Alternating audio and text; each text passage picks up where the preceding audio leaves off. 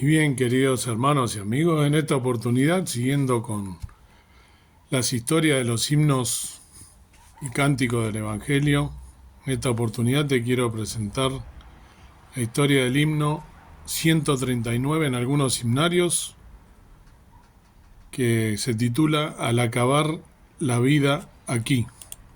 Ahí comienza a sonar la melodía de este precioso himno, que fue escrito por Robert Murray McCheyne. La música de Dmitri Bortniansky y el traductor Jaime Clifford, de quien hace poco se aplicamos y leímos su biografía. El versículo del cual se puede haber inspirado esta letra de este precioso himno, uno de los tantos, es en San Lucas, el Evangelio de San Lucas, capítulo 16, versículo 5. Dice así, San Lucas 16, 5.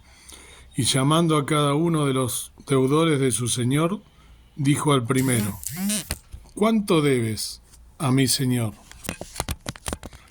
Bien, y esta es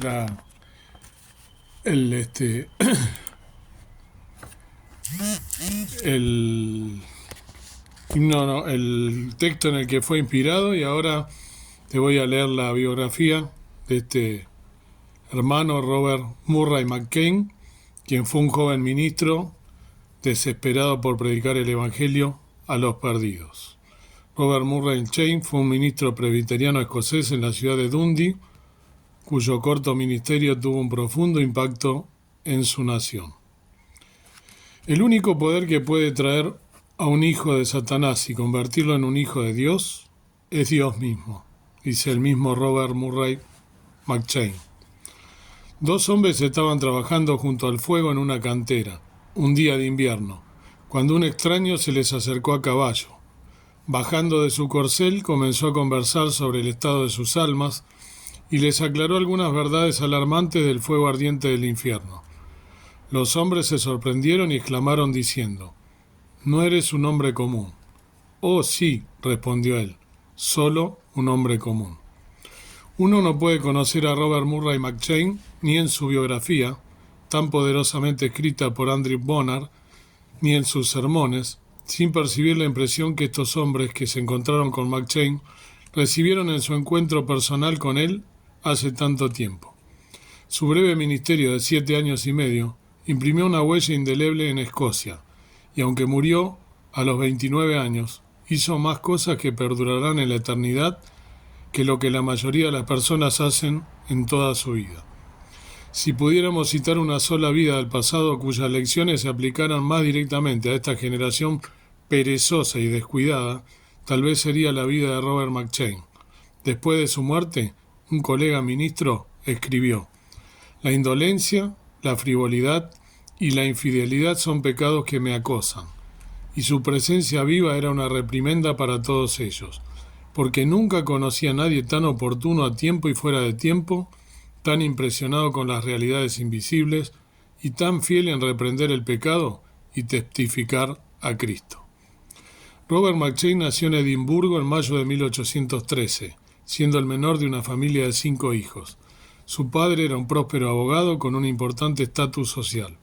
Su espaciosa casa con sus jardines gozaba de una gloriosa vista sobre las costas de Fife.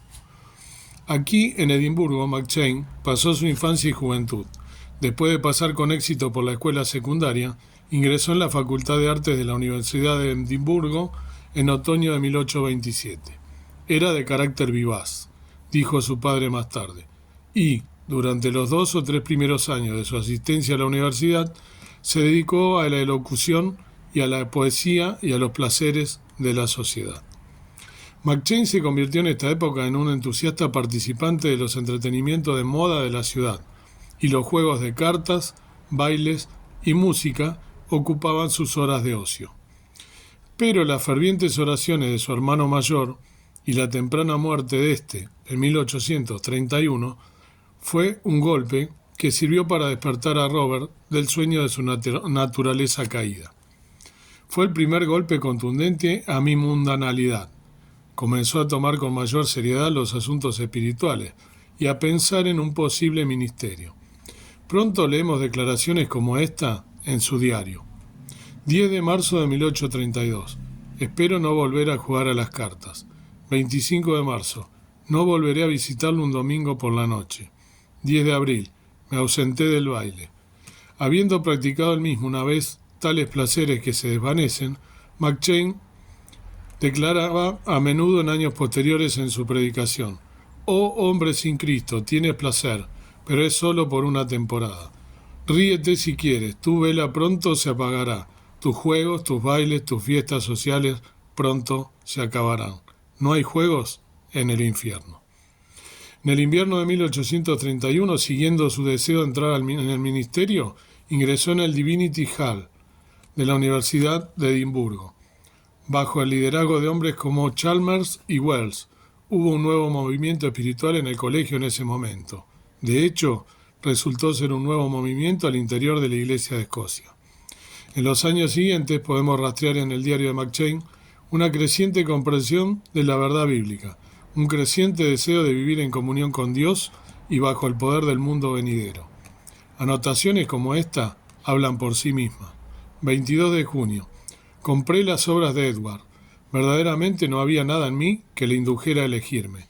No era más que como los otros tizones sobre los que ya se ha encendido el fuego, que arderá para siempre. 15 de agosto. Pregunta terriblemente importante. ¿Estoy malgastando el tiempo? 23 de febrero, sábado. Me levanté temprano para buscar a Dios y encontré al que ama mi alma. ¿Quién no se levantaría temprano para encontrar tal compañía? La lectura de las biografías de los ministros del pasado tuvo una profunda influencia en McCheyne en esta época, especialmente las vidas de Jonathan Edwards, Briner, Martin, Payson y Halliburton. De hecho, se familiarizó tanto con las obras de los primeros mencionados que las resoluciones de Edward quedaron ejemplificadas en McCheyne. Resuelvo no perder nunca un momento de tiempo, sino que voy a mejorarlo de la manera más provechosa que pueda. Resuelvo vivir de la misma manera que desearía haberlo hecho cuando esté a punto de morir. Resuelvo vivir con todas mis fuerzas mientras viva. En una carta que McCheyne escribió más tarde a un estudiante, podemos ver las reglas que se aplicaba a sí mismo. Continúa con tus estudios.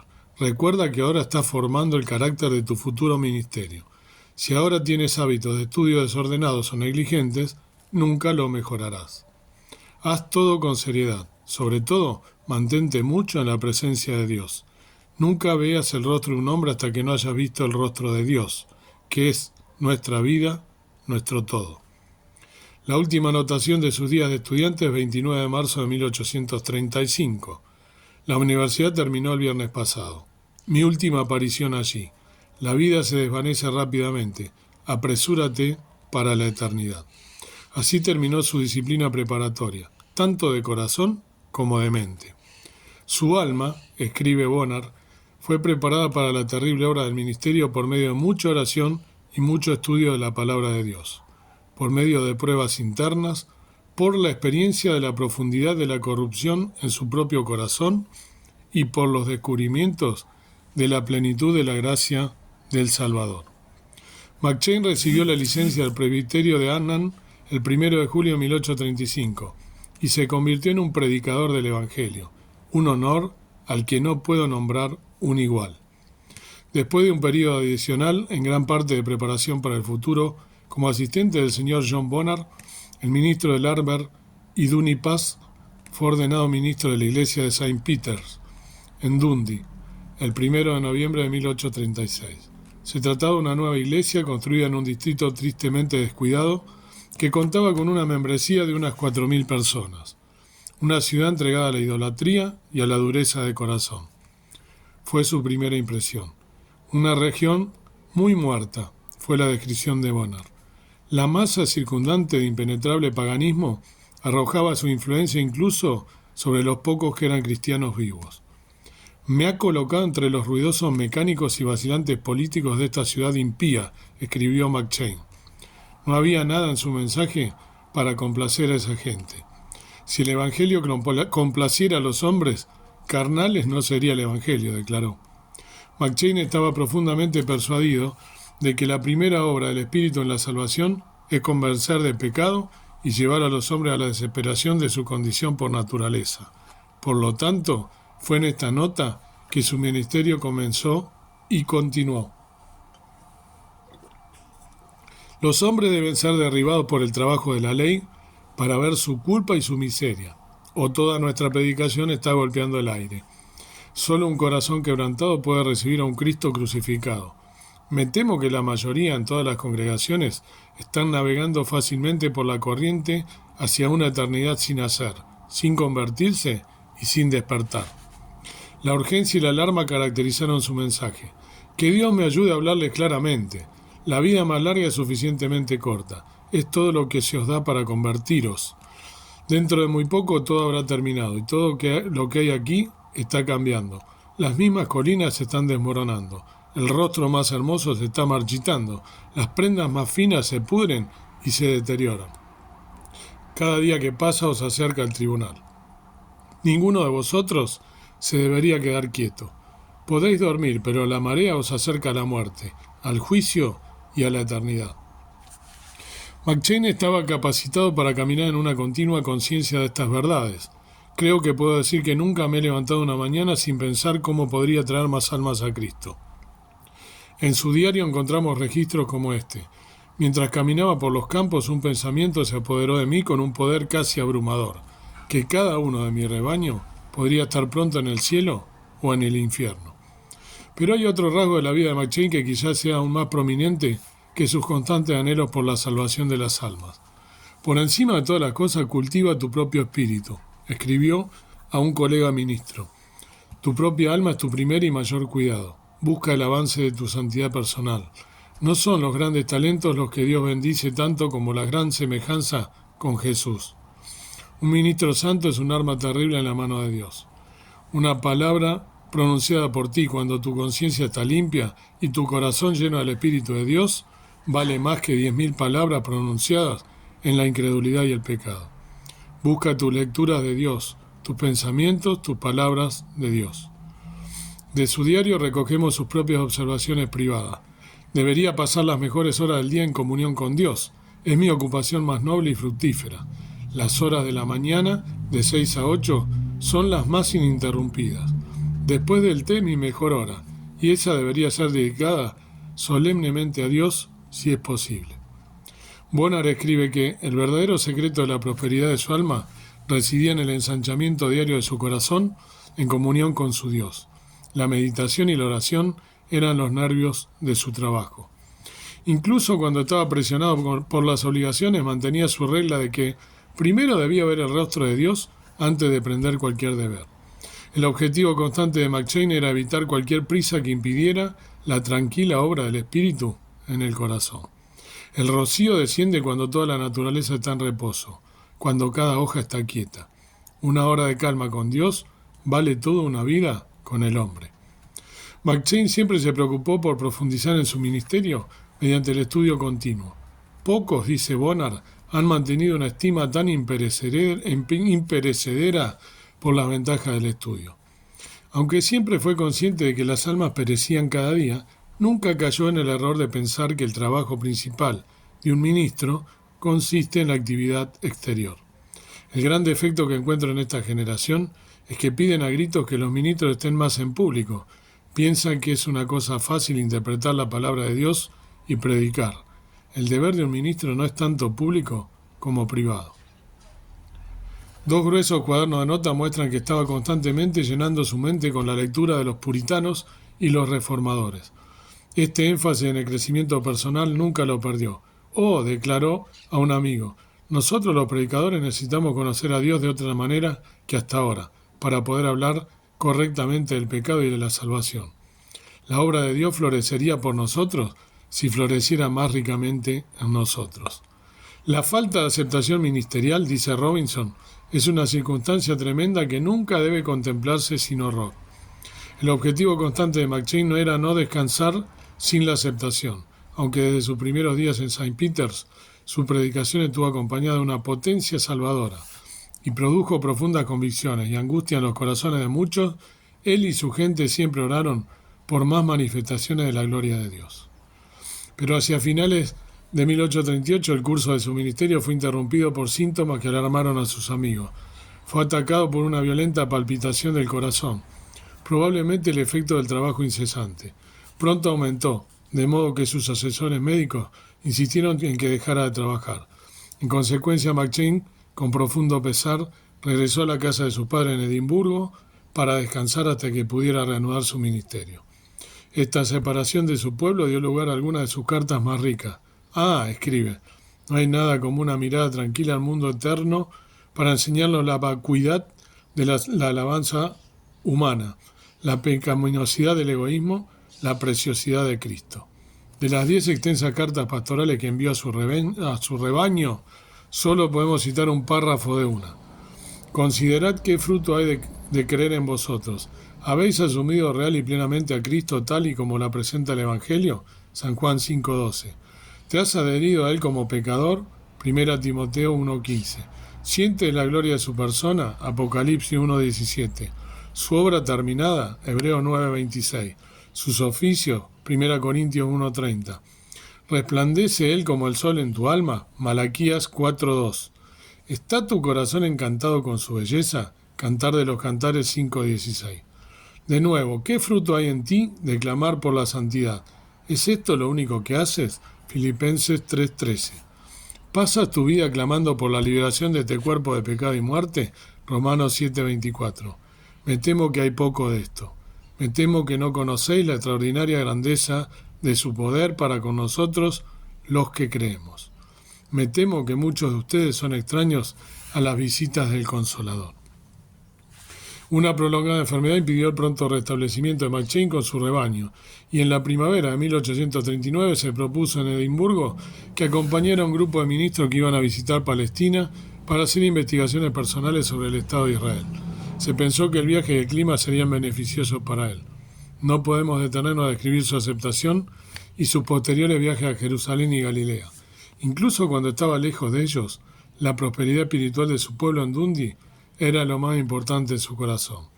Después de examinar el lugar estéril de Galilea donde una vez estuvo Capernaum, les escribió: si pisoteáis al glorioso evangelio de la gracia de Dios bajo vuestros pies, vuestras almas perecerán, y me temo que Dundee será un día un desierto aullante como Capernaum.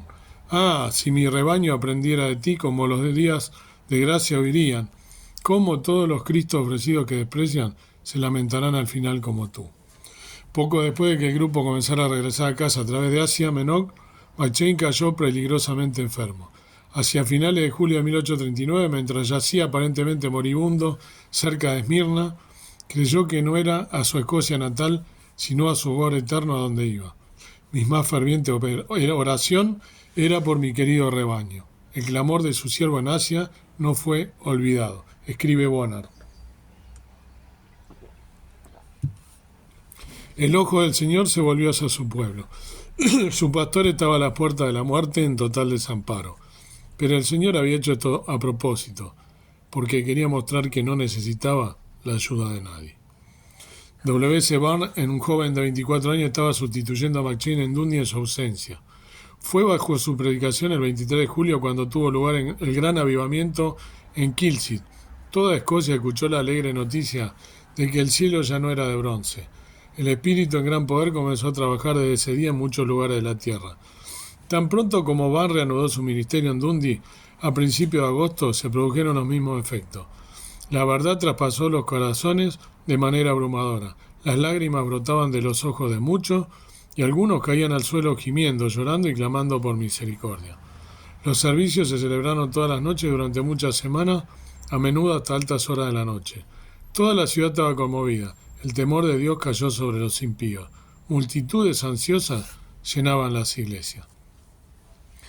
Cuando McChain, restablecido en su salud, regresó a St. Peter en noviembre de ese año, vio una escena inolvidable. Una profunda preocupación e impresión de realidades eternas poseía a la vasta congregación. En la adoración, la gente sentía que estaba alabando a un Dios presente.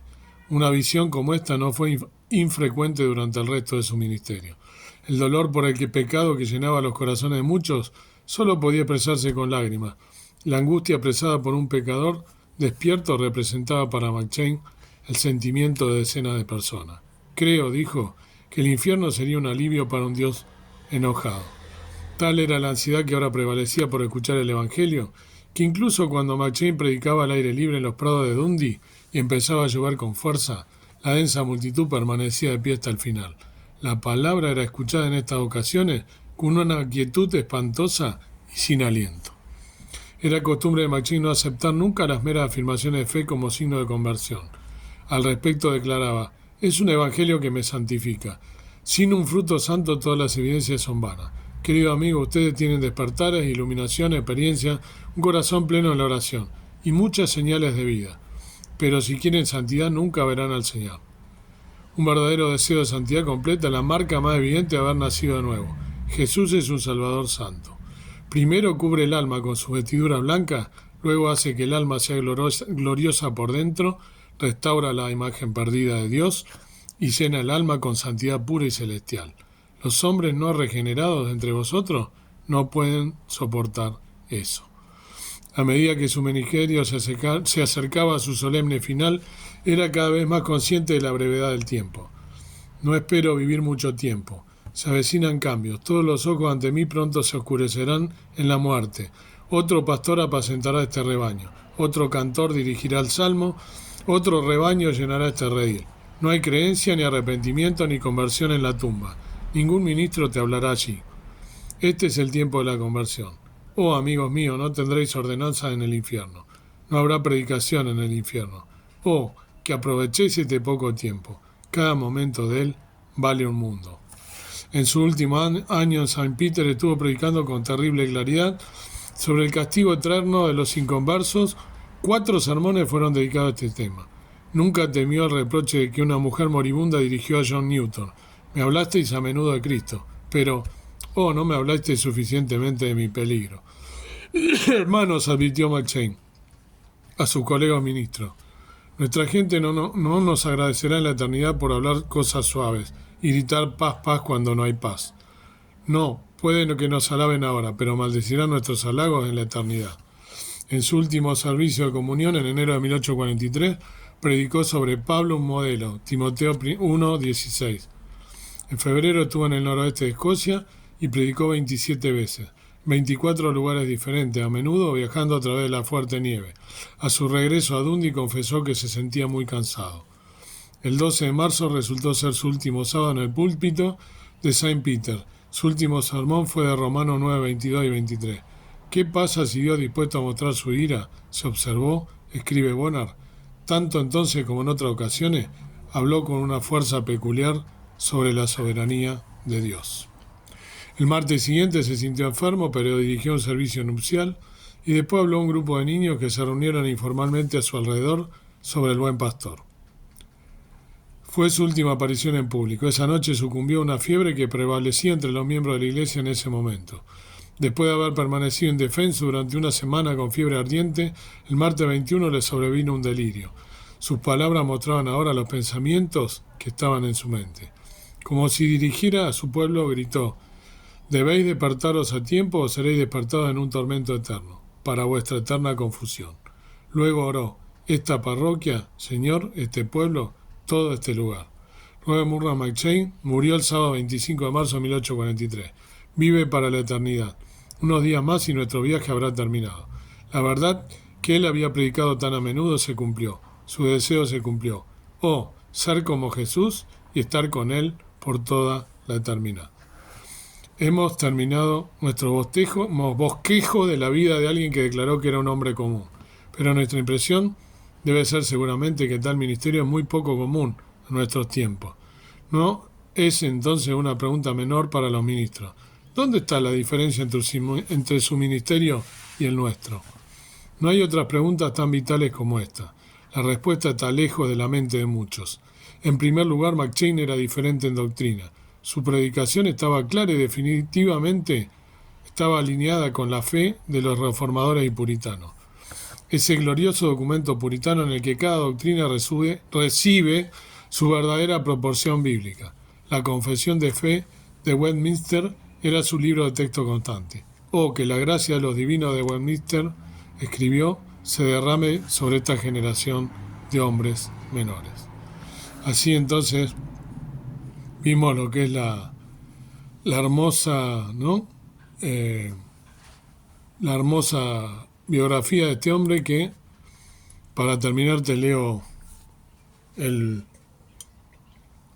himno, la letra de este himno, que dice: al acabar la vida aquí, en este mundo de pesar, para gozar en gloria allí y ante ti, Señor, estar. Entonces sí sabré mejor lo que te debo por tu amor. Al recibir, Señor Jesús, de ti mi cuerpo celestial, y ante el trono de la luz servirte, libre ya del mal, entonces sí sabré mejor lo que te debo por tu amor. Al escuchar el dulce son del himno que te entonará, en armoniosa perfección, la iglesia tuya en gloria ya, entonces sí sabré mejor lo que te debo por tu amor. La última estrofa dice: tú me buscaste en tu bondad y me salvaste por la fe. Que viva, pues, en santidad, mientras aquí en el mundo esté, ayúdame a mostrar mejor lo que te debo por tu amor.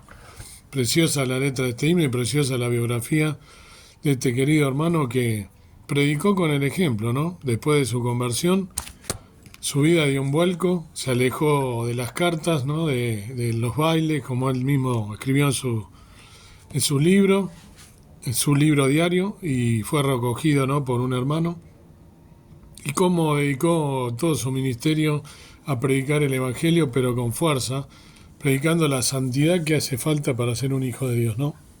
La importancia de, como él decía, ¿no?